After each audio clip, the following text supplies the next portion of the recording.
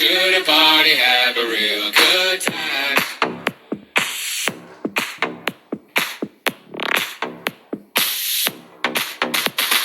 Dancing in the desert, blowing up the sunshine. Fala galera! E aí? DJ Mandioca na área, arrebentando! Lembrando que assim que a gente voltar da quarentena, vamos fazer uma discoteca legal aí na escola. E dentro desse contexto, o que eu tenho que recomendar a vocês é o seguinte: não podemos esquecer de usar a máscara. Não podemos esquecer de usar a máscara. Está aqui a minha máscara personalizada. Quem é VIP é VIP. E só tenho a dizer o seguinte: assistam minha videoaula, tá? E dentro desse contexto, toda videoaula vai ter um personagem diferente. E vamos para o final da nossa agora.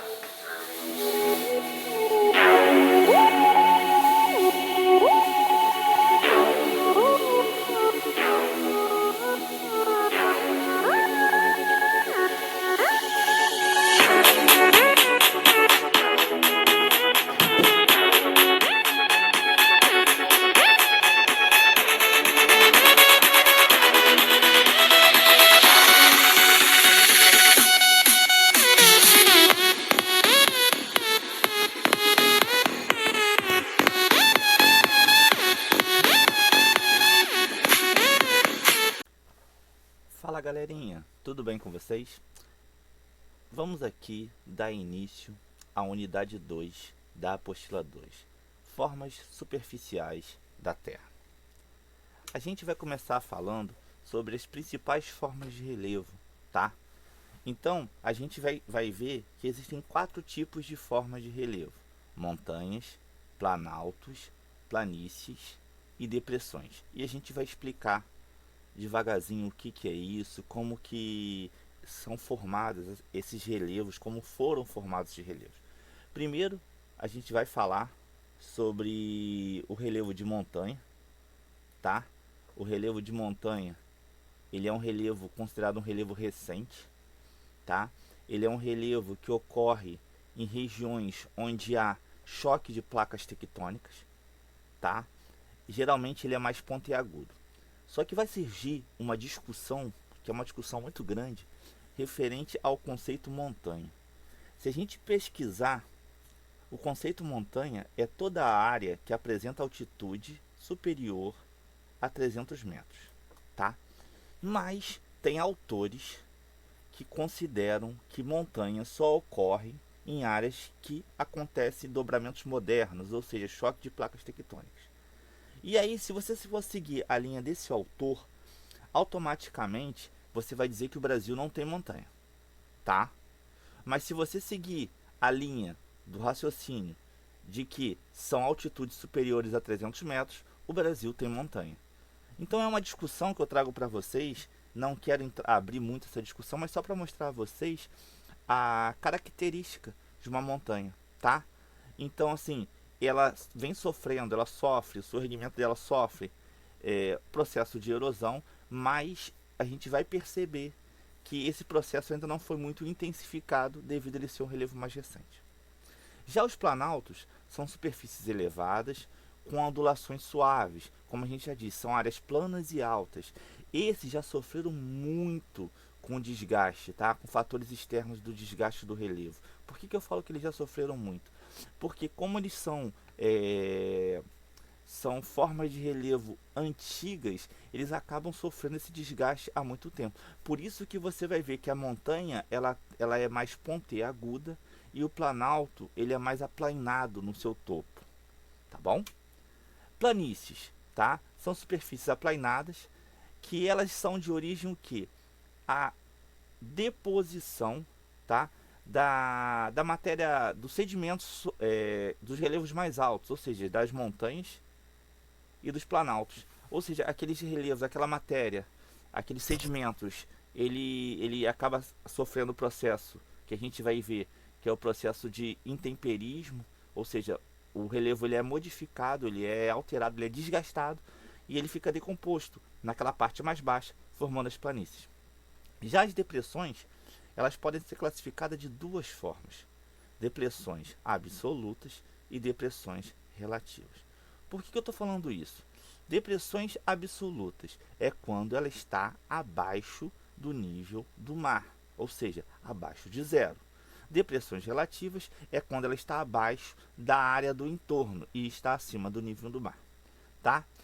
O que eu fiz de observação aqui, só para vocês entenderem? Cada uma das formas de relevo pode receber denominações diferentes, ou seja, dependendo da classificação, você vai ver que ela vai receber formas diferentes.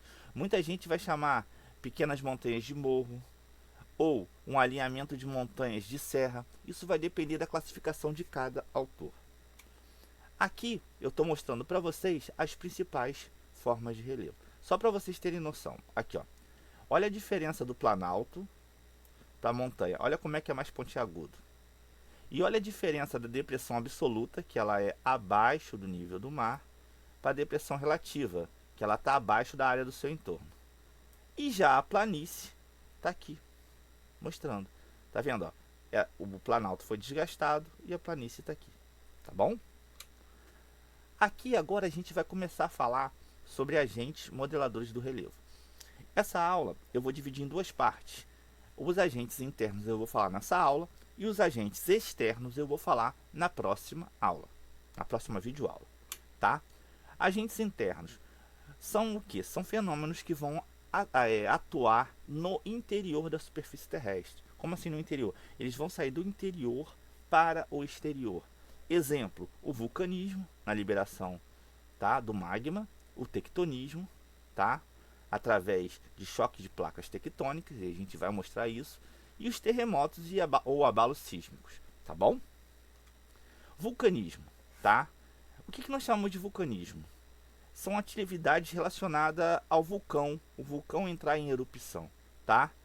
Ele pode ocorrer, os vulcões, tá? Podem ocorrer da seguinte classificação: vulcões ativos, vulcões inativos, ou seja, eles existem, mas não estão funcionando na sua, não estão liberando a questão, tá, do magma, e os vulcões extintos, que são aqueles que não têm mais atividade vulcânica nenhuma, tá? Aqui é um modelo de como funciona o vulcão. Você vai ver que cada pontinho tem assim os pontos principais. Vamos lá, câmara magmática, que é aqui embaixo.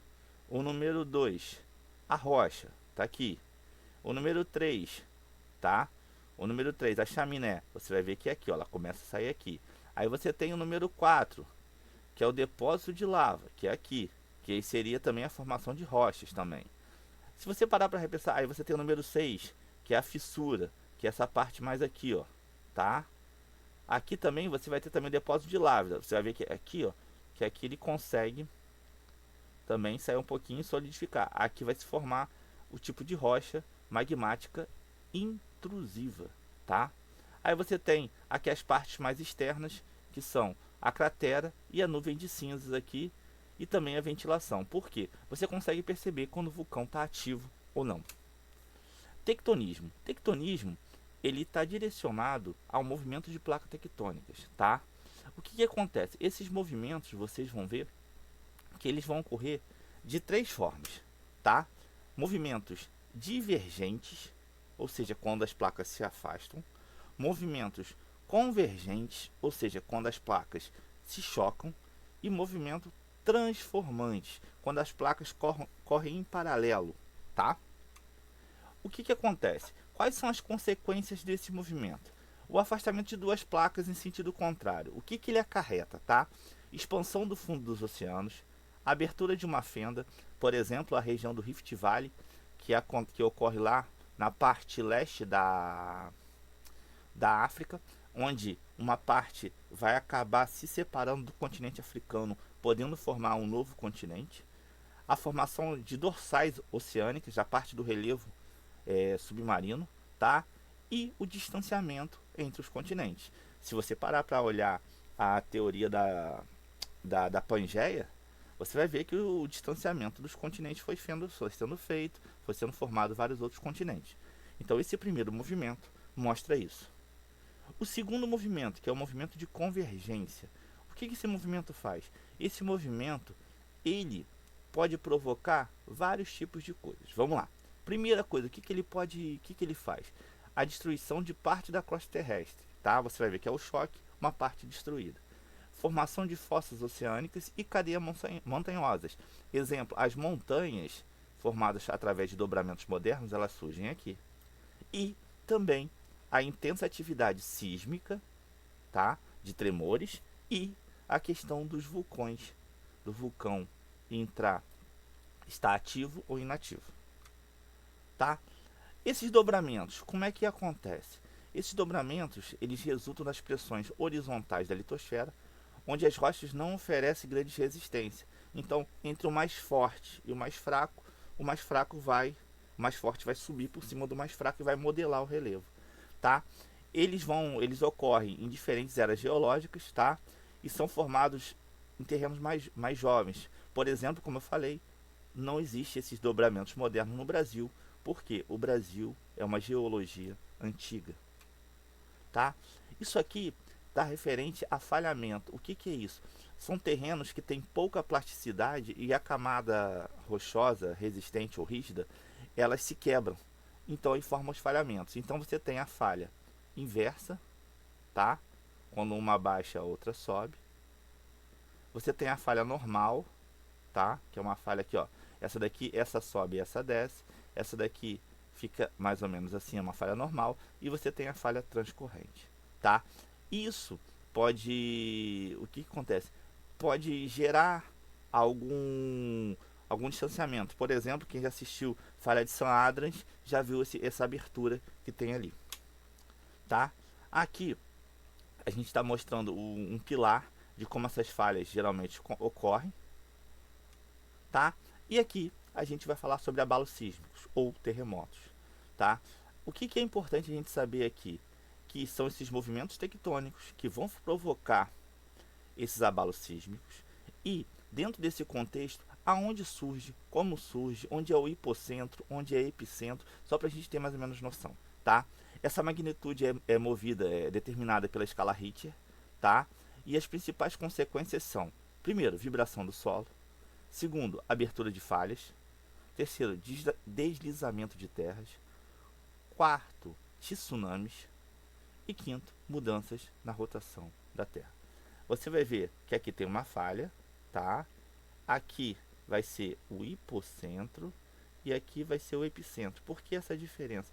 Porque o hipocentro é onde ele ocorre e aqui é onde as pessoas sentem. Por que no Brasil a gente não sente muito esse tipo de movimento, de abalo sísmico? Porque o Brasil está no centro de uma placa tectônica, como a gente já falou.